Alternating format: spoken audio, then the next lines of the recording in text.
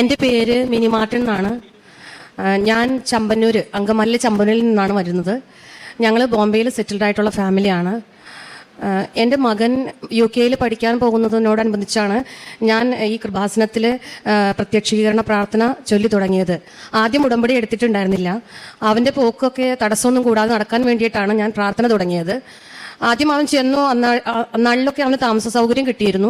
പക്ഷേ പിന്നീട് അവന് താമസ സൗകര്യം പാർട്ട് ടൈം ജോലി ഒന്നും കിട്ടാതായി, ഭയങ്കര ബുദ്ധിമുട്ടിലായി.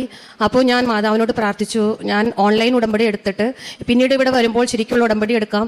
മാതാവേ, എൻ്റെ മകന് ഒരു പാർട്ട് ടൈം ജോലി നൽകണേ, അവന് താമസിക്കാനുള്ള സൗകര്യം നൽകണേ എന്നൊക്കെ പ്രാർത്ഥിച്ചു.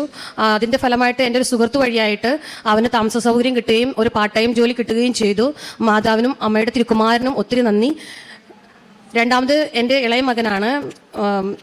നല്ല രീതിയിൽ തന്നെ പഠിച്ചുകൊണ്ടിരുന്നതാണ്. കൊറോണ സമയത്ത് ഒത്തിരി ലെവൽ താഴ്ന്നു പോയി. പ്രിലിയംസിന് 10ാം ക്ലാസ്സിൽ പ്രിലിയംസിനൊക്കെ ഒത്തിരി മാർക്ക് കുറഞ്ഞു. എനിക്ക് ഭയങ്കര വിഷമമായി. ഞാൻ മാതാവിനോട് പറഞ്ഞു, അവൻ്റെ ആദ്യം ഉണ്ടായിരുന്ന ലെവലിലേക്ക് ഒന്ന് എത്തിക്കണം മാതാവേ. ഞാനൊരു 80% മാർക്ക് മാതാവിനോട് ചോദിച്ചു. 75% മാർക്ക് നൽകി അവനെ അനുഗ്രഹിച്ചു. അവൻ പ്ലസ് ടു കഴിഞ്ഞു. അതിലും 72% മാർക്കോടെ അവൻ പാസ്സായി. പിന്നെ എൻ്റെ ജീവിതത്തിൽ എനിക്ക് പ്രധാനപ്പെട്ടതായിട്ട് എനിക്ക് തോന്നിയത്, എനിക്ക് ഒരു പ്രാവശ്യം എൻ്റെ ചെവി അടഞ്ഞു പോയി. ചെവി അടഞ്ഞു പോയിട്ട് ഞാൻ സാധാരണ നമ്മൾ വെള്ളം പോകുമ്പോൾ ഉള്ള ചെവി അടച്ചിലാന്ന് വിചാരിച്ച് കുറച്ച് ഒരു 1-2 ആഴ്ച അങ്ങനെ നടന്നു. പക്ഷെ ചെവി തുറന്നില്ല. പിന്നീട് ട്രീറ്റ്മെൻറ്റിന് പോയി. 1-2 ആഴ്ച അങ്ങനെയും പോയി. ഒരു മാസത്തോളമായി ചെവി തുറക്കുന്നില്ല. ഡോക്ടർ പറഞ്ഞു ബാക്കിലൊരു ഹോളിട്ടിട്ട് അതിൻ്റെ കഫ് വലിച്ച് കളയണമെന്ന് പറഞ്ഞു. ഞാൻ എൻ്റെ ബർത്ത്ഡേയുടെ ദിവസമായിരുന്നു. ഞാൻ വീട്ടിൽ വന്നിട്ട് ഹസ്ബൻഡിനോട് പറഞ്ഞു, ഇവർ കേക്ക് കട്ടിങ്ങിന് തയ്യാറെടുക്കുമ്പോൾ ഞാൻ പറഞ്ഞു, ചേട്ടൻ വിശ്വാസ പ്രമാണം ചെല്ല്, ഞാനും കൂടി ചേട്ടൻ്റെ ഒപ്പം വിശ്വാസ പ്രമാണം ചെല്ലാം. എൻ്റെ ചെവിയിലേക്ക് മാതാവിൻ്റെ ഉടമ്പടി തൈലം ഒന്നൊഴിക്കണം. ഞാൻ അതിനു മുമ്പ് പുറത്തേ പറ്റിയിട്ടുള്ളൂ, ഉള്ളിലേക്ക് ഞാൻ ഒഴിച്ചിട്ടില്ല. അപ്പോൾ അന്ന് ഞാൻ ഒഴിക്കാൻ പറഞ്ഞു. മാതാവ് നോക്കിക്കോളൂ, എനിക്ക് ഓപ്പറേഷൻ വേണ്ട.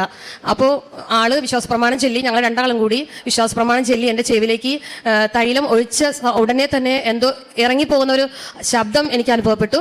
ഞാൻ ചേട്ടനോട് പറഞ്ഞു, എൻ്റെ ചെവി തുറന്നെന്ന് തോന്നണേ, ഞാൻ ഒന്ന് കിടക്കട്ടെ എന്ന് പറഞ്ഞ് ഞാൻ ഉറങ്ങാൻ പോയി. ഉറങ്ങി എഴുന്നേറ്റ് ഒരു 12 മണിയായപ്പോൾ എന്നെ ബർത്ത്ഡേ കേക്ക് കട്ട് ചെയ്യാൻ വിളിച്ചു. ഞാൻ സാധാരണ പോലെ എഴുന്നേറ്റ് വന്നു. എനിക്ക് എൻ്റെ ചെവി തുറന്നത് അറിഞ്ഞിട്ടുണ്ടായിരുന്നില്ല. ഞാൻ സാധാരണ പോലെ എൻ്റെ കേക്ക് കട്ട് ചെയ്തെല്ലാം കഴിഞ്ഞ് കുറച്ച് കഴിയുമ്പോൾ എനിക്ക് മനസ്സിലായി എൻ്റെ ചെവി തുറന്നു.